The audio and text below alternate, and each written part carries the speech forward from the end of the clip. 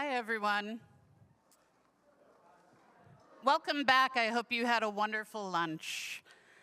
My name is Erica Kaufman, and I'm the director of the Institute for Writing and Thinking in the Language and Thinking program here at Bard.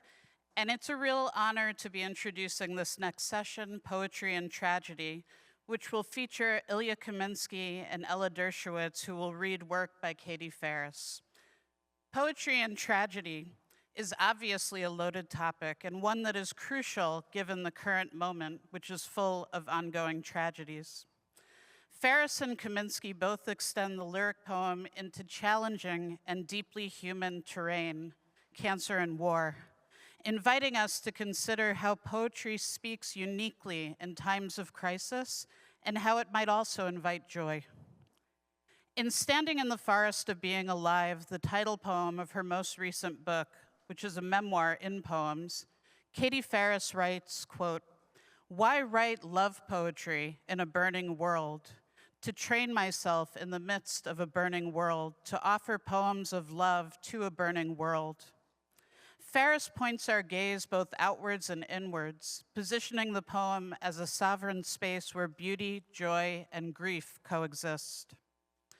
In Deaf Republic, a civic parable, Kaminsky presents a town in the throes of political unrest and increasing public violence.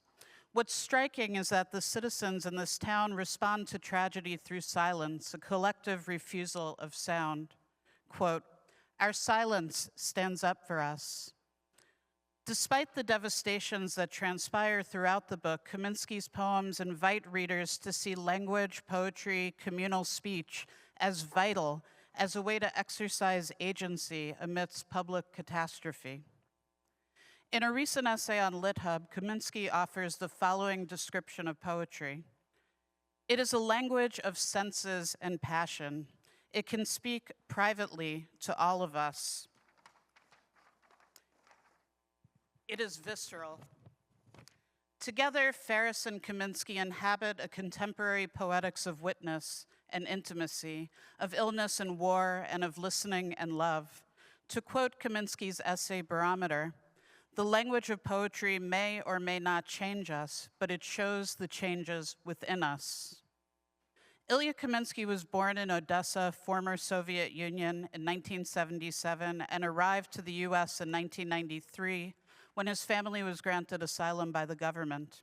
His most recent book is Deaf Republic, Grey Wolf 2019, and he is co-editor and co-translator of many other books and has done exceptional work to bring Ukrainian poetry into English. Katie Farris is a poet, writer of hybrid forms, and translator. Her most recent book is Standing in the Forest of Being Alive from Alice James 2023, which Publishers Weekly named one of the top 10 books of 2023. She also is the award-winning translator of several books of poetry and writes prose about cancer, the body, and its relationship to writing. Ella Dershowitz, who will be reading for Katie Farris, who's unable to be here, has performed in new plays off-Broadway and across the country, as well as on film and TV. When not acting, she creates crossword puzzles for the New York Times, LA Times, and Wall Street Journal. So we'll now begin by hearing from Ilya Kaminsky, followed by Ella Dershowitz, who'll be performing Katie Farris's work. We'll then have time for a bit of conversation and open things up to Q&A. Thank you all so much. Please welcome Ilya and Ella.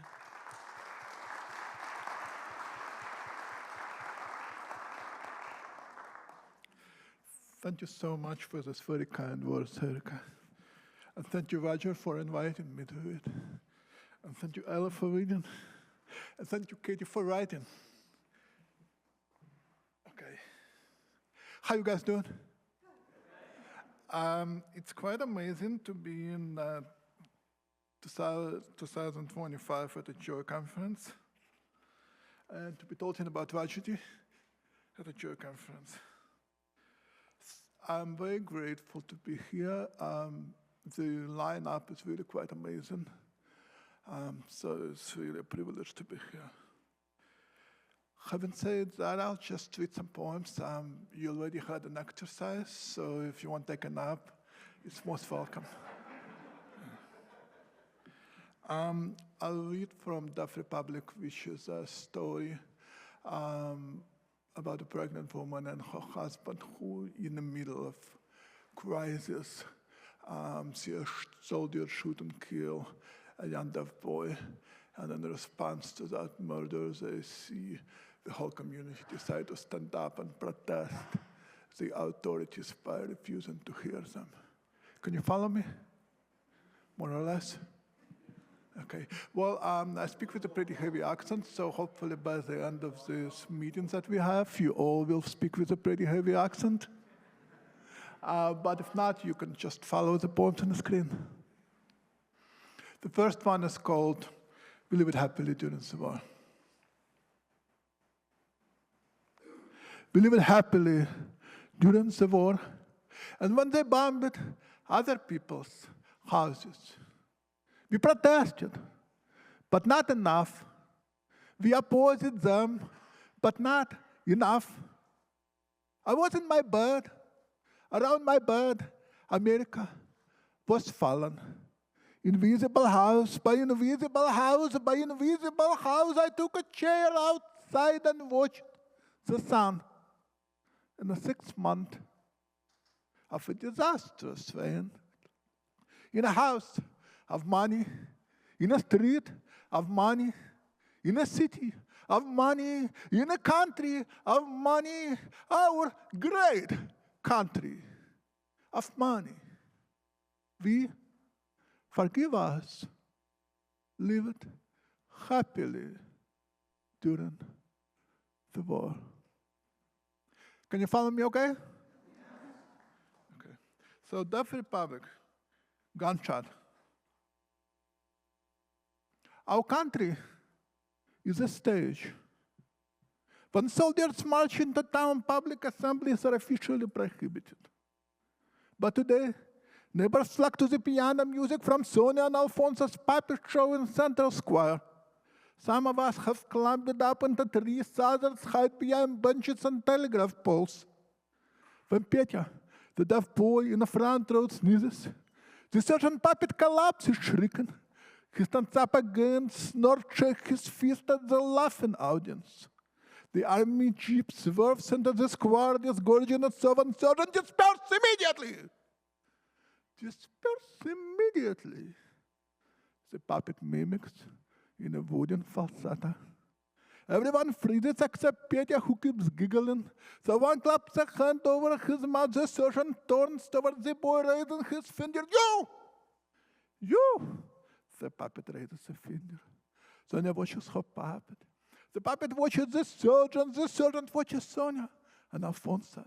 But the rest of us watch Petya lean back, gather all the speed in his rod, and launch it at the sergeant. The sound we do not hear lifts the gulls of the water. As soldiers march, Alfonso covers the boy's face with a newspaper. 14 people, most of us strangers, watch Sonia kneel by Petya shot in the middle of the street. She picks up his spectacles, shining like 2 coins, balances them on his nose. Observe this moment, how it convulses. Snow falls, and the dogs run into the streets like medics. 14 of us watch. Sonia kisses his forehead, her shot a hole torn in the sky. It shimmers the park benches, porch lights we see.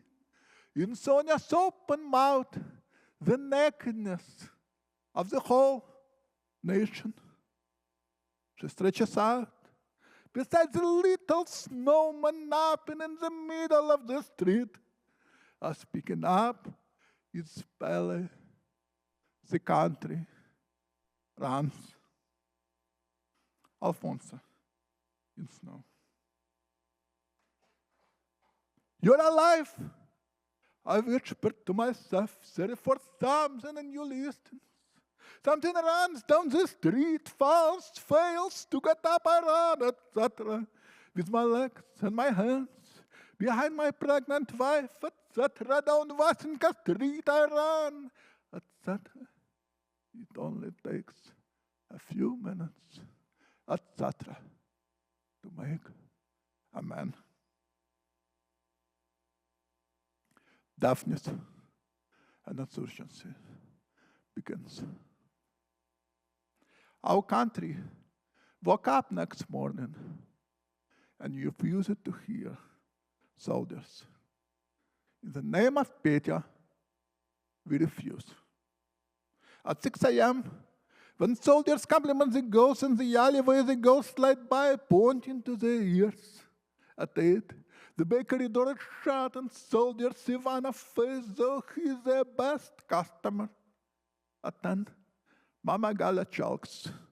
No one hears you at the gates of soldiers' barracks. By 11 a.m., arrests begin. Our hearing does not weaken, but something silent in us strengthens. After curfew, families of the arrested hung homemade puppets out of their windows. The streets empty, but for the squeaks of drinks and the tap against the buildings of wooden fists and feet. In the ears of the town, snow falls. Alphonse stands unswerable. My people, you ready to do something fucking fun on the morning of the first arrests? Our men once frightened, bound to their beds, now stand up like human masks. Daphne passes through us like a police whistle. Here as I testify, each of us comes home, shuts at a wall, at a stove, at a refrigerator, at himself. Forgive me. I wasn't honest with you. Life, to you I stand unswerable. I ran, etc. With my legs and my hands, etc. I ran down Washington Street, etc. Whoever listens, thank you for the fire on my tongue. Thank you for our arguments at end. Thank you for deafness, Lord, such fire from a match you never lit.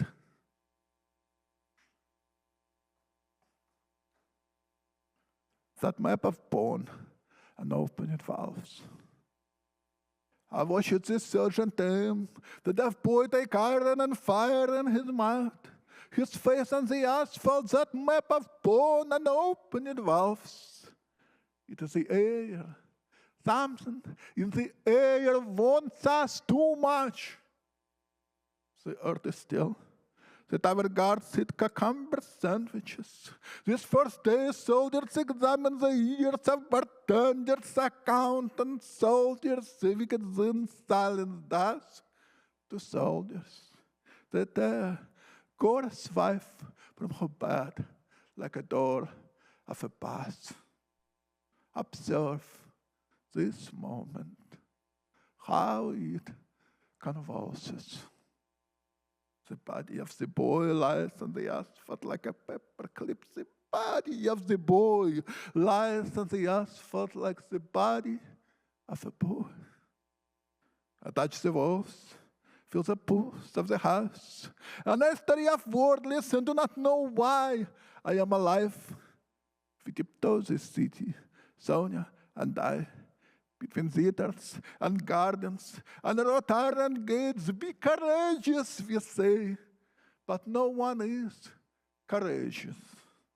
As a sound we do not hear lifts the birds off the water.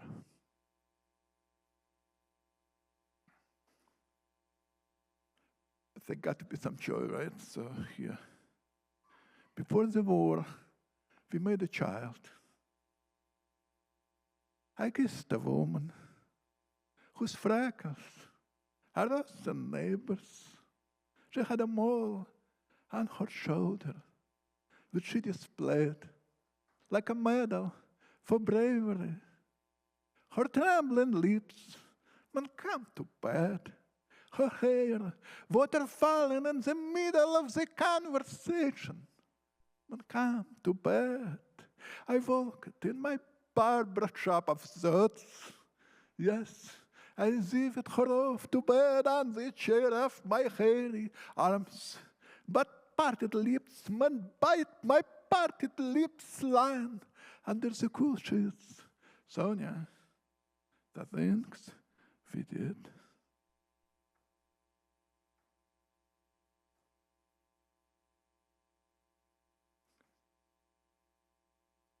Soldiers aim at us. Soldiers aim at us. They fire as a crowd of women flees inside the nostrils of searchlights. May God have a photograph of this. In the piazza's bright air, soldiers drag Peter's body and his head bang the stairs. I feel through my wife's shirt the shape of our child. Soldiers drag Peter up the stairs, and homeless dogs, Zenas, philosophers understand everything. Embark. I, now on a bridge with no camouflage of speech, a body wrapping the body of my pregnant wife. Tonight, we don't die, and don't die. The earth is still. A helicopter above my wife on earth. A man cannot flip a finger at the sky because each man is already a finger flipped at the sky.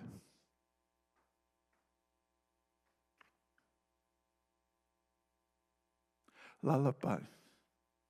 Lullaby.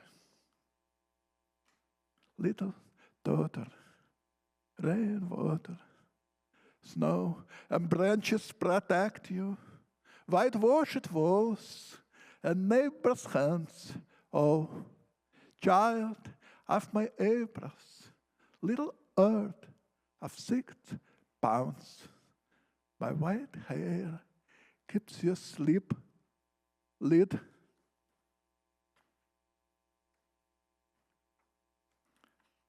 While the child sleeps, Sonia undresses. She scrubs me until I spit soapy water. Big, she smiles. A man should smell better than his country. Such as the silence of a woman who speaks against silence, knowing that silence is what moves us to speak. She throws my shoes and glasses in the air. I'm of deaf people, and I have no country but a bathtub and an infant and a marriage bed.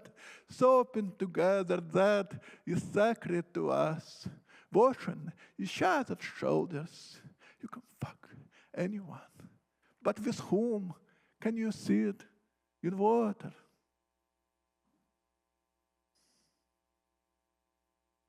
Poem bombardment. Poem bombardment. My body runs in a loom of street, my clothes in a pillowcase. I look for a man who looks exactly like me, to give him my Sonia, my name, my shirt.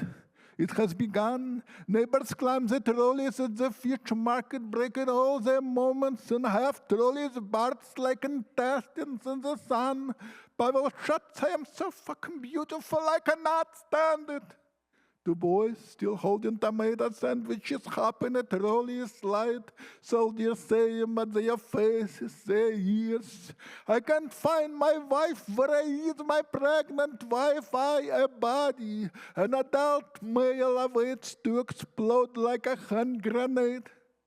It has begun. I see the blue canary of my country. Big breadcrumbs from each citizen's eyes. Big breadcrumb from my neighbor's hair. The snow leaves the earth and falls straight up as it should to have a country so important. To run into walls, into streetlights, into loved ones as one should. The blue canary of my country runs into walls, into streetlights, into loved ones. The blue canary of my country. watches their legs as they run and fall. A cigarette. Watch. Vasinka citizens do not know they are evidence of happiness. In a time of war, each is a ripped out document of laughter. Watch God. They have something to tell that not even they can hear. Climb a roof in a center square of this bombed out city, you will see one neighbor gives a cigarette, another gives a dog a pint of sunlit beer. You will find me, God, like a damn pigeon's beak I am pecking every which way at astonishment.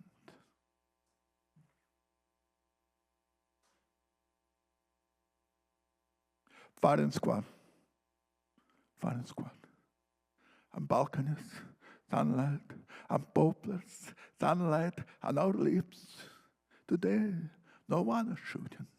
A girl cuts her hair with imaginary scissors, that scissors in sunlight, her hair in sunlight.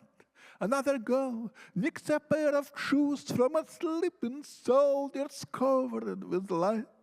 A soldier's wake and gape at us, gaping at them. What do they see? Tonight, they shot 50 women at Lerner Street. I sit down to write and tell you what I know. A child learns the world by putting it in her mouth. A girl becomes a woman, and a woman, earth. Body, they blame you for all things, and they seek in the body. For does not live in the body.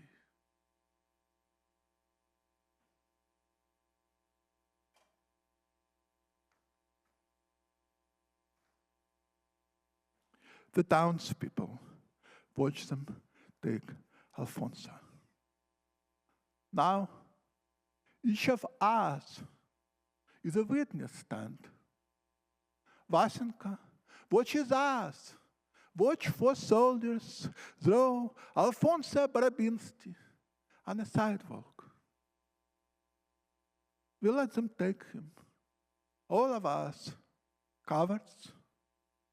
What we don't say, we carry in our suitcases, our coat pockets, our nostrils. Across the street, they wash him with fire hoses, for he screams and he stops so much sunlight. A t-shirt falls off a clothesline, an old man stops, picks it up, presses it to his face. Neighbor jostled to watch him thrown on a sidewalk like a vadivillog. Ta-da! In so much sunlight, each of us is a witness stand. They take Alfonso, and no one stands up. Our silence stands up for us.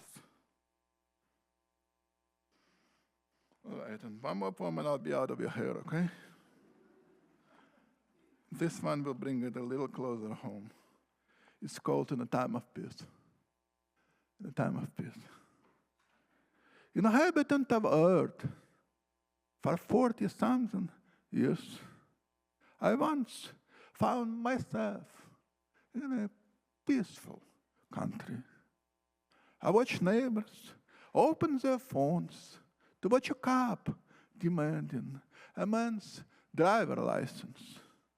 And when a man reaches for his wallet, the cop shoots into the car window. Shoots. It's a peaceful country.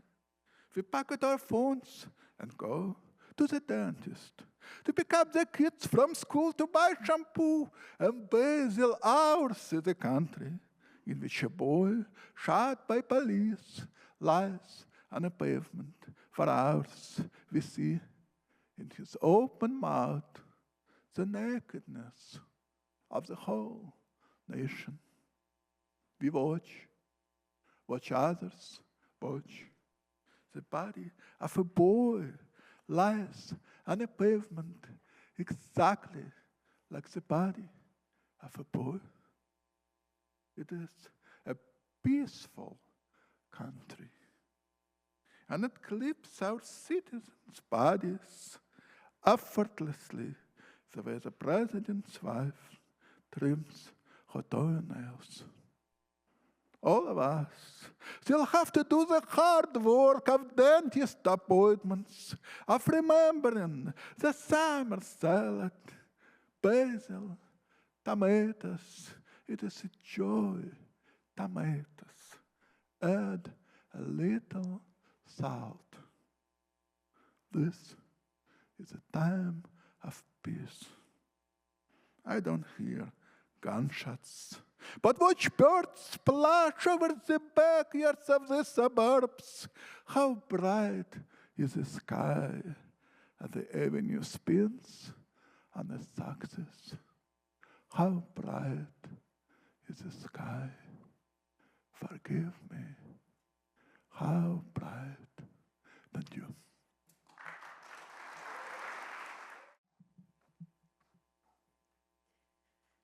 Standing in the Forest of Being Alive takes place in the 8 months between August 9th, 2020, when I was diagnosed with breast cancer, and late April 2021, when I finished my radiation. This book was written in real time as I underwent chemotherapy, mastectomy, and axillary lymph node dissection and radiation. My treatment continues, even 4.5 years later, but this covers the most dramatic part. Why write love poetry in a burning world? To train myself to find in the midst of hell what isn't hell. The body bald, cancerous but still beautiful enough to imagine living, the body washing the body, replacing a loose front porch step, the body chewing what it takes to keep a body going. The scene has a tune, a language I can read, a door I cannot close. I stand within its wedge, a shield. Why write love poetry in a burning world? To train myself in the midst of a burning world, to offer poems of love to a burning world. So for this next poem, 2 terms might be helpful to know. Spiculated just means spiky in doctor speak, and carcinoma is a solid tumor. Tell it slant. You float in the MRI gloam, several spiculated masses. I name you cactus, carcinoma be damned. You make a desert of all of me. Have I said it slant enough? Here's a shot between the eyes. 6 days before my 37th birthday, a stranger called and said, "You have cancer, unfortunately." I had the opportunity to write an op-ed for the New York Times about this part of my treatment, and they are very thorough fact checkers. And one of the things that they couldn't confirm was this phone call. So they called me, and they expressed some skepticism about whether the phone call was this abrupt. And I said, no, actually. I did say, do you have any other information for me? And they replied, no, someone will be in touch with you within 2 weeks. I like to say I think that I made them sound more compassionate in the poem. In the event of my death, what used to be a rope descending my vertebrae to the basement of my spine grows thin. In solidarity with my first chemotherapy, our cat leaves her whiskers on the hardwood floor. I gather them, each pure white parenthesis, and plant them in the throat of the earth. In quarantine, I learned to trim your barbarian hair. Now it stands always on end. A salute to my superior barbery skills. In the event of my death, promise me you will find my heavy braid and bury it. I will need a rope to let me down into the earth. I've hidden others strategically around the globe, a net to catch my body in its weaving. The man you are, the boy you are. The man you are opens the door to your anguish, a mirror of my own. We've both grown silver around the eyes, but in your pocket, the boy you are brings me a melted candy bar. You issue commands like an old man, then take out my trash like a young boy with a crush. If marriage is a series of increasing intimacies, a slow, sweet collapse into oneness, I would still beg your forgiveness for asking your assistance unwinding that pale hair from my hemorrhoid. Outside Atlanta Cancer Care, I returned to this point of wonder. What kind of animal began to stand on such small feet, and only two? What vertical absurdity, what upright madness. Perhaps we were imitating the trees, lifting our arms, wishing for roots, and then forgot to set ourselves back down on our four more rational feet. Our longing grew our fingers longer, twigs into branches. For if you long hard enough, do you not find fruit in your palms? I return to this point of wonder. An unexpected turn of events midway through chemotherapy. I'd like some sex, please. I'm not too picky. After all, have you seen me? So skinny you could shiv me with me. Philosexical, soft and gentle, a real straight fucking, rhymed or metrical. Whatever you've got, I'll take it, just so long as we're naked. So for this poem, it's helpful to know that ambergris is a very valuable and very rare ingredient in perfumery. It smells like ambrosia, but it is in fact whale vomit.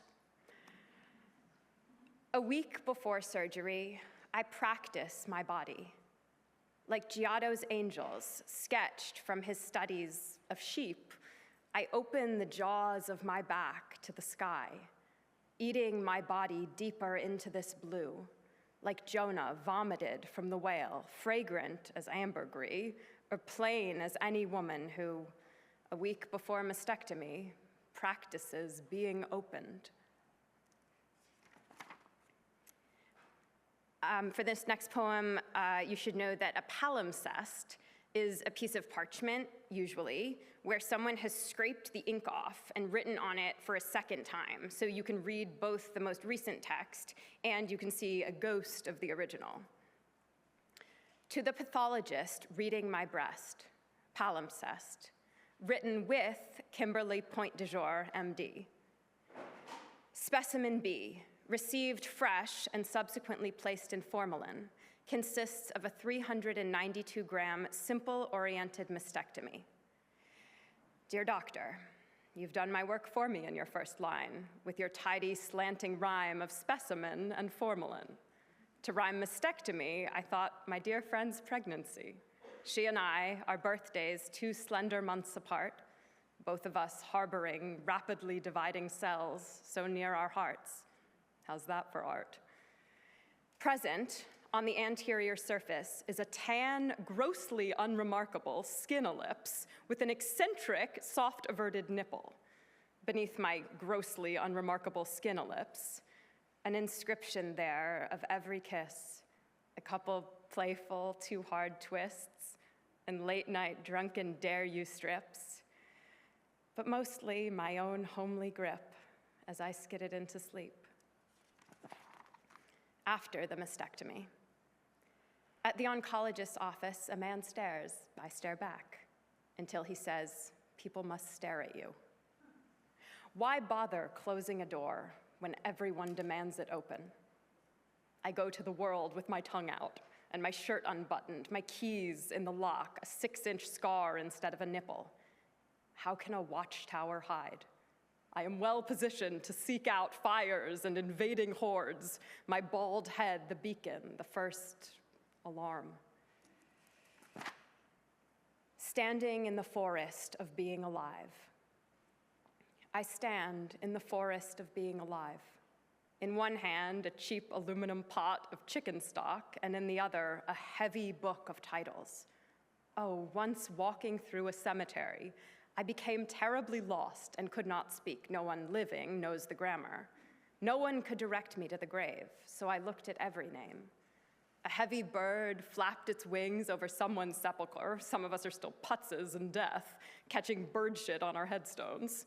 Some of us never find what we're looking for, praying it doesn't pour before we find our names. Certain we're heading in the right direction, a drizzle begins. And what's nameless inside our veins fluoresces in the rain. So at this point, I've gone through chemo, surgery, and maybe 28 out of the 30 radiation treatments that I would receive in total. I walked in and I saw my radiation oncologist standing with my radiation techs, and it is never a good sign to see your doctor when you're not expecting it. She told me that the most recent scan had shown some inflamed tissue, which she said could be either a little bit of inflammation or cancer. And because of where it was located, it couldn't be biopsied, so there was no way of knowing. She said that I had two options. The first would be to radiate it more, because I had sustained some significant nerve damage during my mastectomy, and because the location of the spot, the radiation would pass through every major nerve and blood vessel in my arm, and it would likely exacerbate the damage. And I asked her what this could mean, and she said, well, it could be a little stiffness, or much less likely, it could feel like your arm is on fire. And it could happen now, or it could happen 20 years from now. We still have a lot to learn about the effects of radiation. And if you do not do the radiation, and it does turn out to be cancer, you cannot receive any radiation to the area in the future because you will have received over your lifetime dosage in the area. And you will not be able to have any further surgeries because the skin could not heal, and you couldn't get chemo because, as it turned out, chemo gave me heart failure. So at that point, the cancer would be untreatable and would eventually become terminal. So what do you want to do? This poem is about the process of thinking through that question. To the god of radiation, given the unexpected choice between uncertain death and certain damage, I find in the mirror a woman, breastless, burned, who, in an advisory capacity, asks, how much do you want to live? Enough. O God of radiation, let your light, like a ship, pass through me, your radiance exposing what's inside me, like film a god takes. But must you clatter the eaves of my scapula, scurry the grasshopper nest of my heart, scythe my nerves, and cobweb my muscles to the rungs of my ribs? How much more can one body take? Enough. Light every deadly cell like a wick, burning in the paper lantern of my chest. My chest, a thing so ephemeral, yet held so firmly in your fist. What would root? Walking through a cathedral of oak trees and bristlecone pines, scolded by squirrels in their priestly black, their white collars wagging with the force of their scolding, I was struck simultaneously in both eyes by some sort of flying detritus, pollen or seeds, and stopped to lean against a rock to scrub it, I thought, away. It was May. It was May. It was May, and the air was sweet with pine and island mountain lilac. The squirrels, I mentioned them already, etc., and the lizards ran down the spines of rocks like a bad feeling. I could see everything.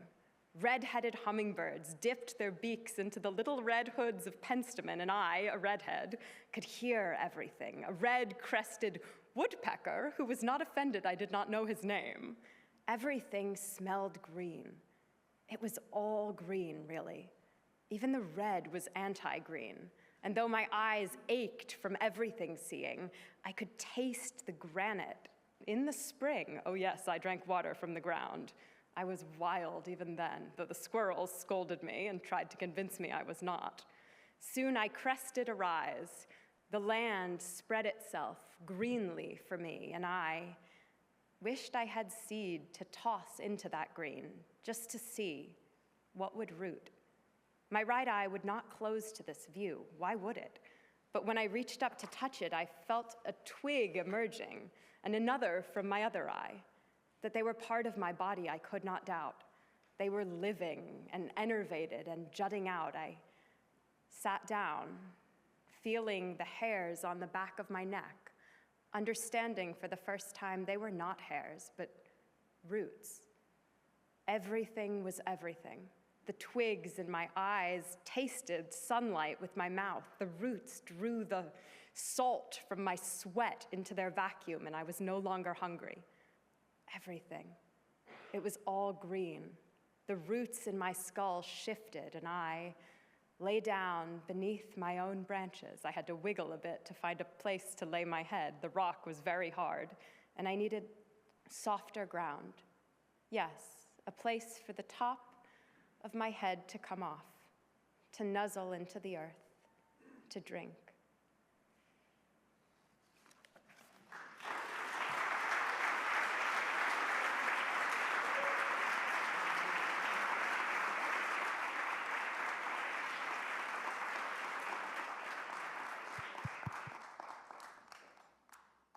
Thank you so, so much to you both and to Katie in absentia. So I have a few questions already prepared, and then we'll open things up to all of you. To begin with, and this is a question for both of you, I wonder if you can talk a little bit about the relationship between joy, poetry, and tragedy.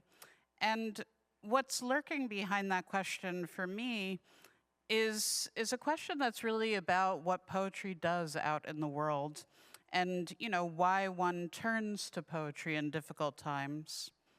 So, another way to think about this question might be, what does poetry do in difficult times that differs from other forms of writing and expression?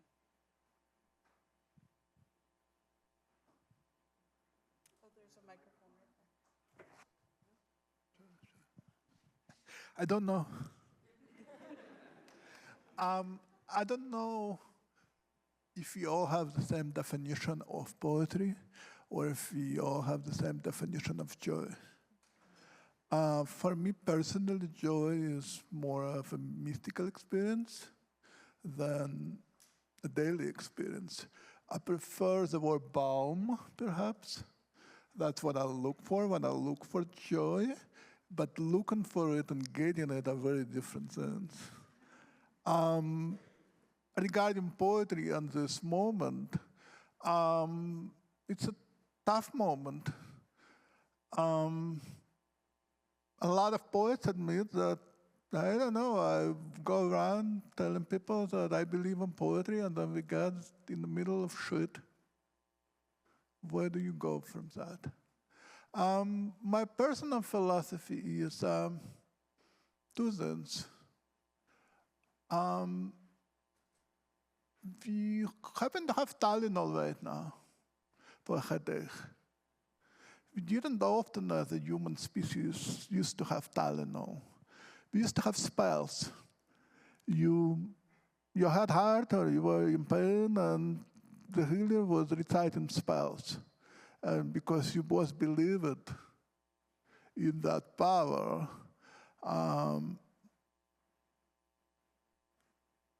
your body went in the direction of healing through spell. What is a spell? It's not about this fantasy of, I cast a spell on you, or a poem cast a spell on me, the power of poetry. No. For me personally, it is more of, I read a poem and I keep thinking about it, and I have to return to it, and in different times it gives me different answers. That is the kind of spell it cast on me. I'm never alone. I got this poem with me. And I'm interested in that. And for me, that's more like Tylenol. What we need right now, however, is an open heart surgery. So I wouldn't make big claims. But I believe in Tylenol.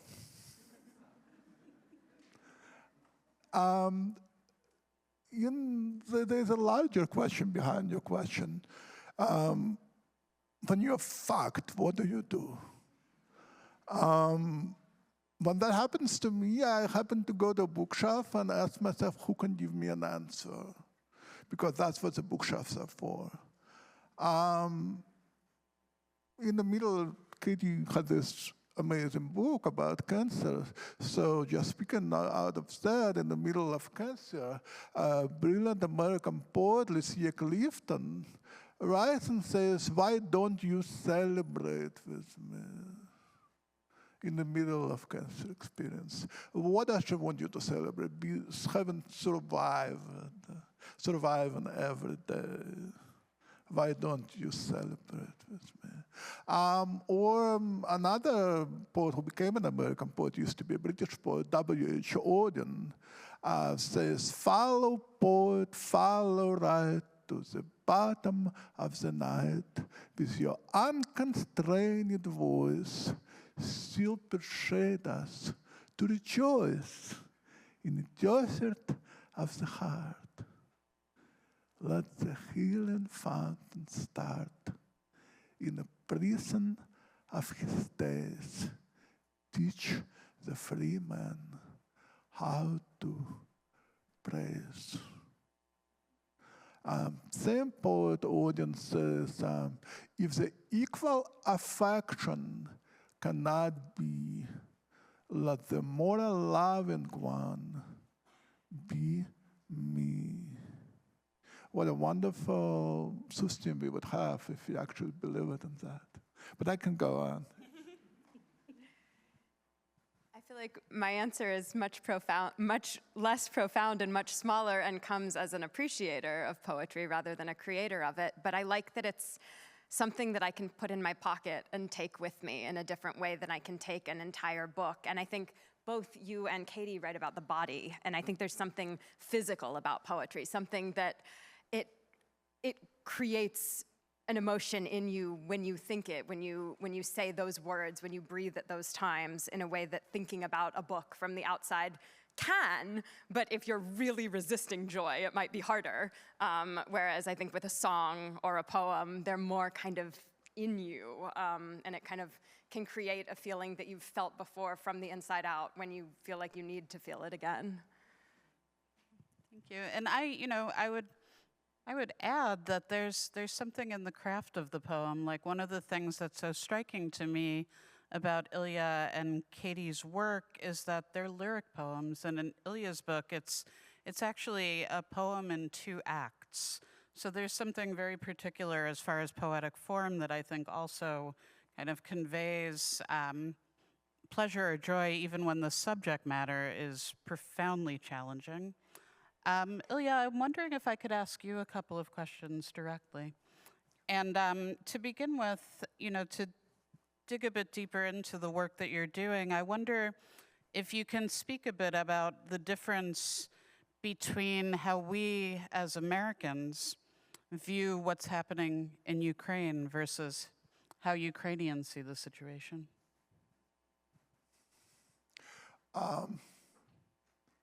The word "we" is kind of compromised these days, so I don't presume to speak either for all the Americans or for all the Ukrainians.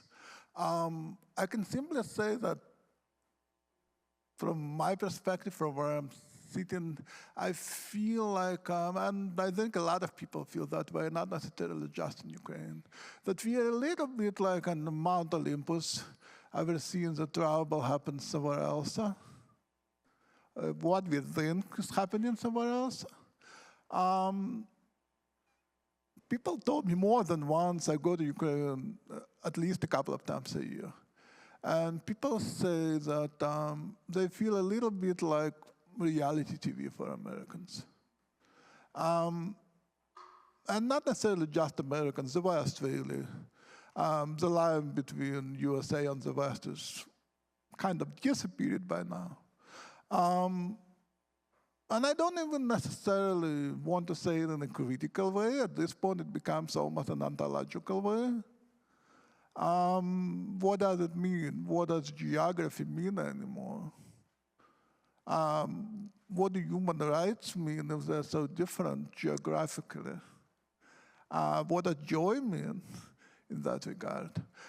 Speaking of joy,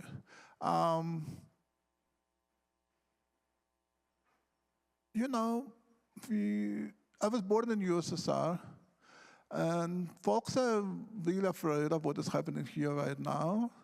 It happened a lot all over the world. Is it bad? Yeah. Is it the end of the world? Well, people live under regimes. We have this kind of a weird idea that fascism is World War II and soldiers marching, but this is 2025. You can buy up one website, Twitter, and suddenly you begin to have tendencies. But that means, I mean, poets are creatures, as you correctly said, of creatures of senses. Lorca said poet is a professor of 5 senses. He didn't say poet is a professor of creative writing at the university.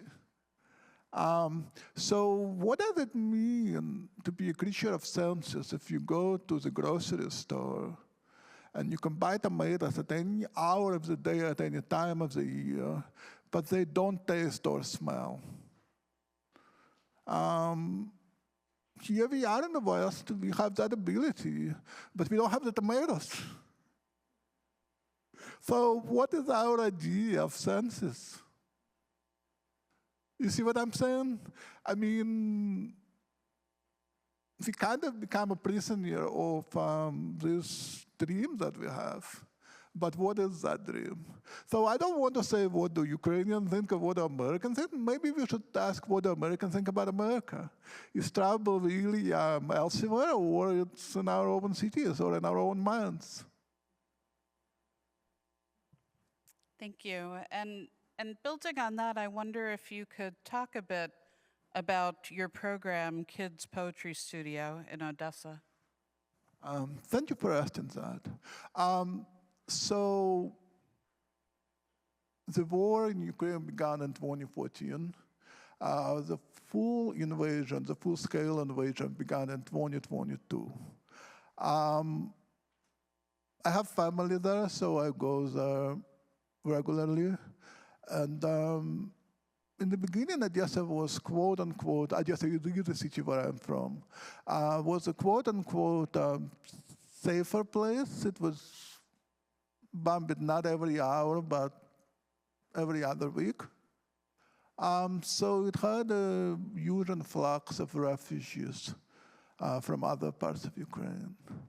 And what happens when you're a displaced person, when you're a refugee?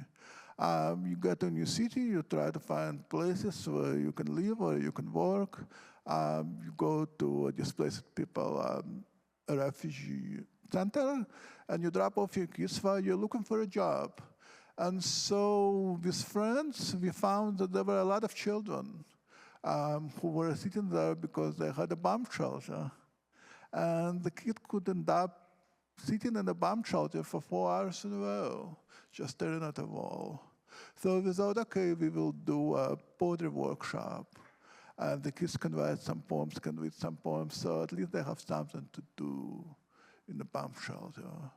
And a long time passed, nobody thought that this war will be unending. A long time passed since 2022, but the poetry studio is still continuing. You can find information about it online. It is poemsnotbombs.org, www.poemsnotbombs.org. And the kids write all kinds of poems. You would think that they are always heartbreaking. Well, some of them are, but some of them are delightful. And because I speak with an accent, I wonder if you will read one of them. Do you mind? Yeah, I would love to. And the one that we've picked out, can you share the name of?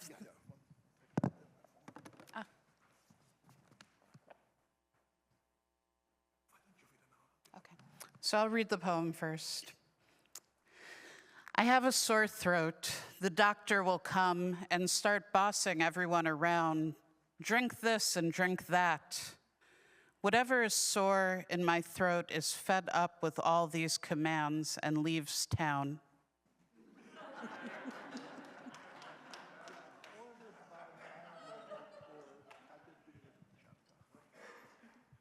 The poem is by a 9-year-old poet, Katya Perevoznichenko.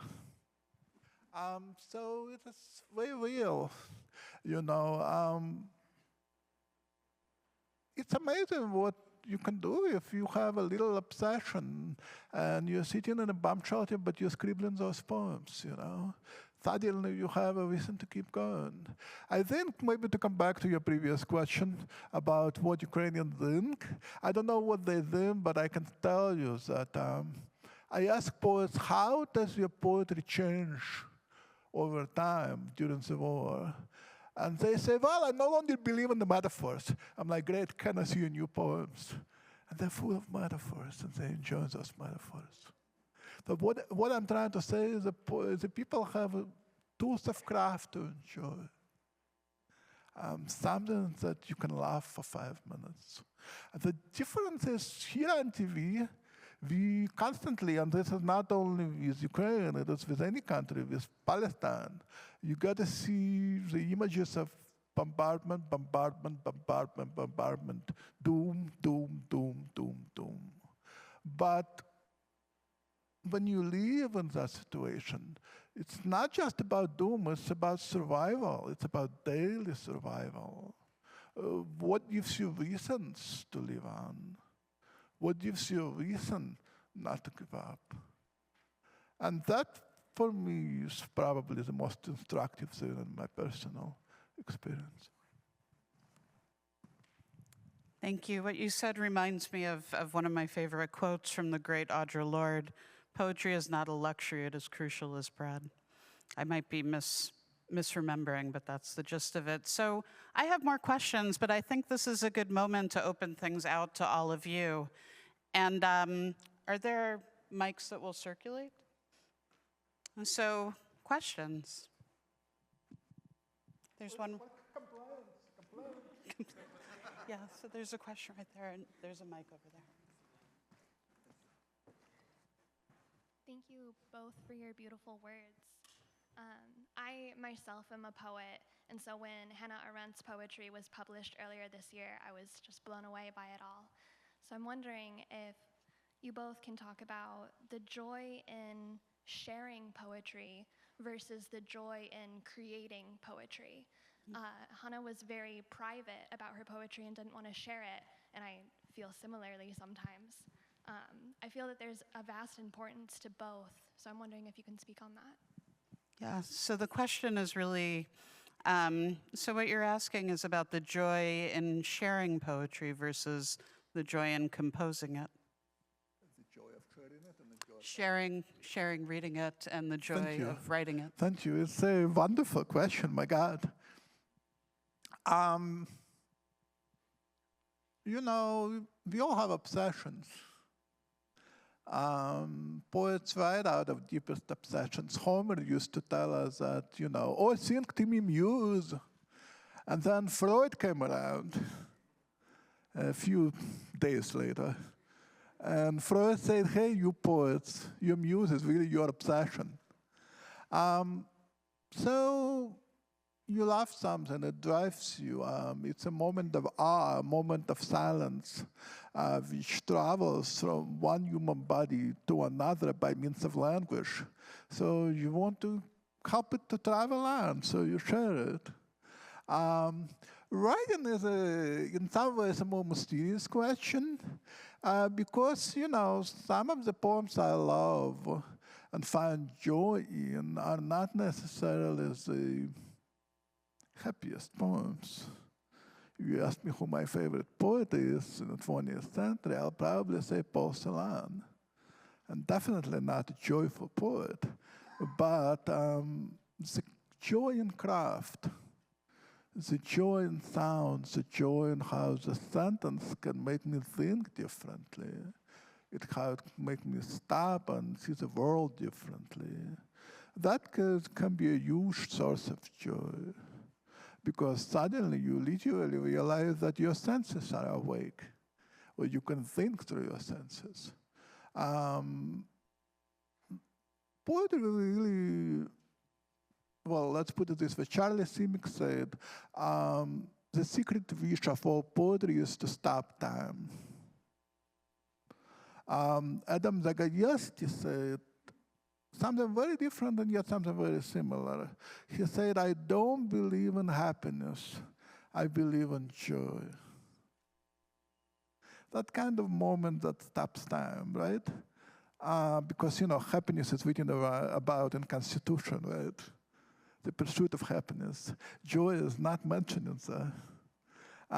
The danger of joy is, of course, it's a religious word, and then you get a lot of dogma with it. But then, if you go not to religion, but to mysticism, the mystic will tell you that every time you die and go to the underworld, you will have to account for all the joys you fail to enjoy while on this lovely planet. So I happen to enjoy line breaks.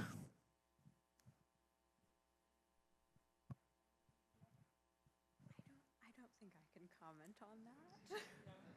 I mean, I'm also a poet, so I can't resist. I think that one of my great joys is getting the opportunity to listen to poetry being read. Poetry is such an oral form that there's so much joy, even if the subject of the poems is not necessarily joyful.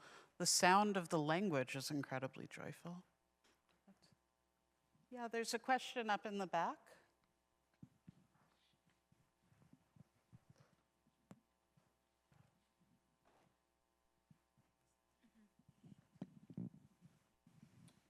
Thank you. I just wanted to ask, because we're talking about, writing and sharing poetry. I just wanted to wonder, do you feel like poetry has a right to be critiqued regardless of topic or the way it's formatted?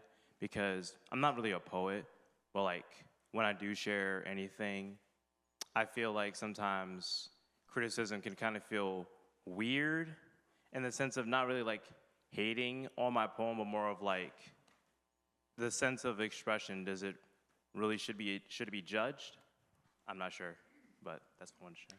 So the question is, should poetry be critiqued? Because often when poetry is shared, there's this element of judgment that comes in to the creative form.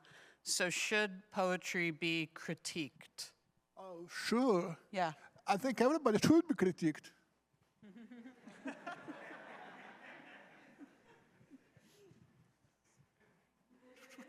What do you think? I saw that. Thank you for that. I know that Ilya and I both teach creative writing, so I feel as though you're getting an answer that's coming from two teachers. But I will also say that poetry, getting feedback on your poems will only make them better. But guiding what kind of feedback you want is always a helpful thing.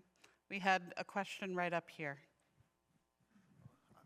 Actually, I guess I should follow up on that if you want to talk about it from a teacher's perspective.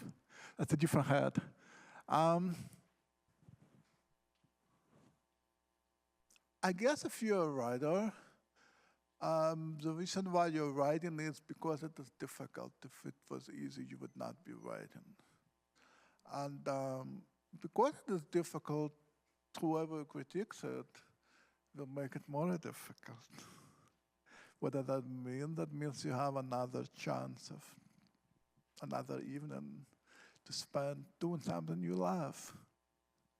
The problem with potential critique is how it is phrased. My recommendation would be if somebody is not sure about how to criticize a poem, maybe just underline the lines that are already working, and the writer will understand what is not working by virtue of what you did not underline. They know what to work on. And then you can perhaps talk about, well, maybe a different tool of craft can be used. For example, if the line, according to the reader, is sentimental, maybe it needs an image to make it more vivid. Or maybe it needs some inner rhyme or sound to hide sentimentality. Let me give you a famous example. One of the most famous poems in 20th century in English language by Dylan Thomas. Do not go gentle into that good night What is he saying? He's really saying something very sentimental. Like he says, dead, you don't die. But he's making it so full of sound to not go gentle into that good night, that your ear is living a separate life and you don't notice the sentiment. And he's teaching you how to feel through sound. So it is really, at first you identify what is working. Then you think, okay, if something is not working, where can I go on my bookshelf? Who can teach me that craft? How do I hide the problem to elevate it? Because as soon as you bring more craft in it, it stops being hiding and it starts being tension between emotion and craft. And suddenly sentimental will become the feeling. Because what is the difference between sentiment and emotion? Sentiment is when you cry in front of the reader. And emotion is when the reader cries in front of you. In other words, your craft makes them emote.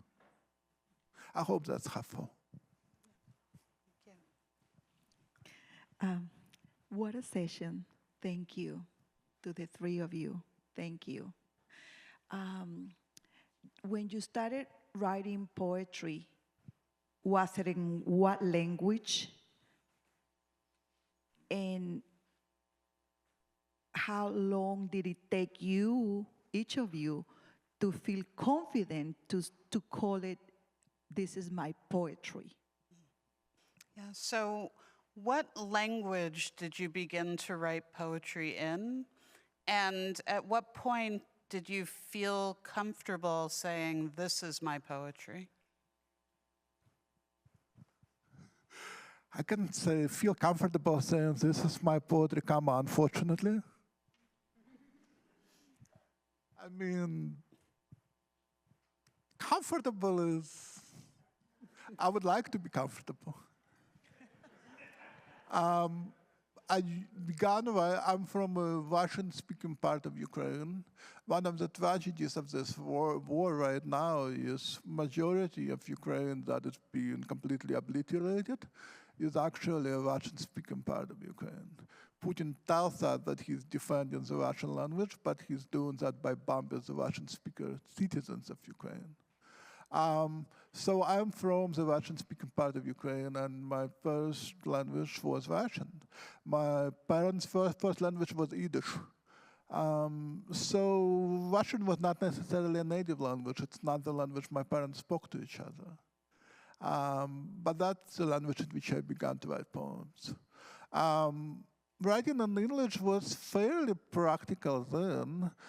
My father passed away after we came here, and I didn't, I had to write about it, but I'm a very messy person. Unfortunately, Katie is not here, otherwise she would, tell you how messy I am. And so my drafts are all over the house. And when he passed away, I knew I had to write about it, but I couldn't do it in Russian because that would have upset my family. So I began to write in English, which they didn't speak.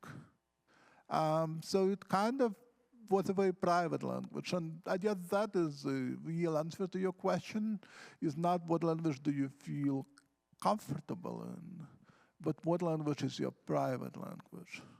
Because if you really look at great poems, say, I don't know, Emily Dickinson, for example, she rhymes, and then she doesn't. She withholds the rhyme. And that's the moment when you pay attention. Or if you go to a different part of the continent, you go to Cesar Vallejo, writing in Spanish language. He would put 3 dots in the middle of a line, jumping from one line to another. So it's kind of a private language that a poet creates. That if the poem is strange enough, beautiful enough, spellbinding enough, it's a private language between the poet and many other people at the same time. That's why we go to it. Thank you. Do we have time for one more? 2 more? Complaints? Any complaints? Yeah, so I saw that we had one right here, and then we'll take one towards the back over there. Oh, Phil, down here? Oh, my bad.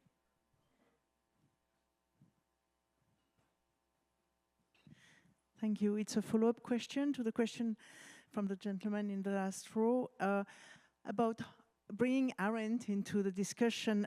So the words you speak reveal who you are, for sure, as poets. I was wondering how people like us engage with you beyond liking it or not. So as a public, it's easy to engage with poetry, but how do you engage? Does it take another poet to engage with you and have a form of action in Arendtian sense of the term? So how, beyond the critique, how can your words be the basis for words from others in reaction, in engaging with your poems? So the question is, how can your words help others act, or how might the reading of your work evoke action in the sense of like Hannah Arendt's work? Did I do a good job on that? Me. I think it's a question for you.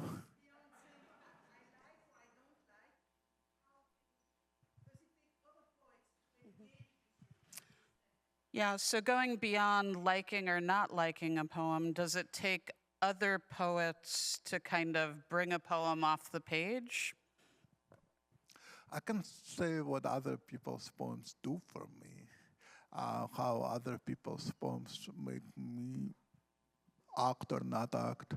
You know, when somebody dies who you love, you're looking for the vocabulary to start speaking again. When you literally, and I have seen it personally, so I'm very quote unquote comfortable talking about it. When you're sitting in a bomb shelter, I never saw anybody reading a 1,000 pages novel in a bomb shelter. I never saw anybody even reading a newspaper in a bomb shelter. I have seen people recite poems, not great poems, poems, to each other in the bomb shelter. They have this shared knowledge of language that they both remember by heart. They look at each other and they say it together. And is that joy? I don't know, but it's a moment of recognition that helps them to move their bodies when their bodies are very numb. It's a numb experience to sit in an ugly room 2 floors down. But suddenly you actually have language to say anything. To my mind, that's a lot. I think Emily Dickinson, in many ways, understood that. She had lines like, "The world had stood a loaded gun." That don't make any sense, and yet they make total sense. I think sometime of Dickinson, and I'm just trying to talk about the poet who does it for me, to answer your question. I think she was probably the first American surrealist, not in the sense of surrealist movement, but in the sense of Ovid. When Ovid was literally talking about bodies changing shapes, when things don't make sense and yet they do. I think that is when you go for memorable speech. But it doesn't have to be bombardment. Sometimes you go for memorable speech when you're in love. And you need to articulate that emotion. Sometimes you go because you realize, well, just cutting bread and putting a slice of cheese on it is a fantastic experience. And you just saw it for the first time in your life. And you go to a poem. I already mentioned it, Lucia Clifton. So she said once, you know, we all come from African continent. A schmuck like you and me used to walk in the desert. It was really hot. So we sat down on that stone and we said, ah. And that, Lucia Clifton said, was the first poem.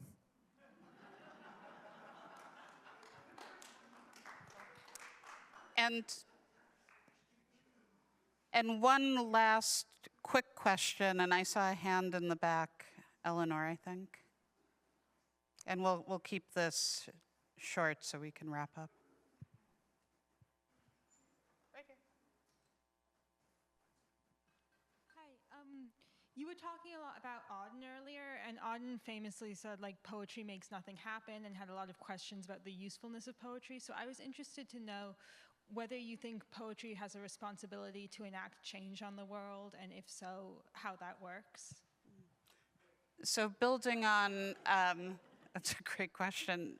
Building on your mention of W.H. Auden, who said poetry makes nothing happen, do you feel that poetry has a responsibility to make things happen or to change the world? Well, I happen to read Auden differently. And before I say how, I will tell you a little story. There was a great 19th century German poet, can you hear me okay? Hölderlin, who some people say went mad, who knows, it was 19th century, everybody was mad, nobody was mad, you know. But Hölderlin used to run around the room yelling, nothing is happening to me. It is happening to me. And that negative theology, the nothing with a capital N, is happening to me. So if you look at Auden from that point of view, and you finish the sentence which you quoted, where Auden really doesn't say poetry makes nothing happen, period. He says, poetry makes nothing happen. It survives. So poetry has a responsibility to be well-written enough, strange enough, perhaps honest enough. So truth lately is, you know, social. Honest enough to survive. And that itself is quite an activism, because an activist is not somebody who writes a poem. Activist is somebody who writes a poem, puts it in their pocket, and goes to a protest march. Thank you so much to Ilya Kaminsky, Ella Dershowitz.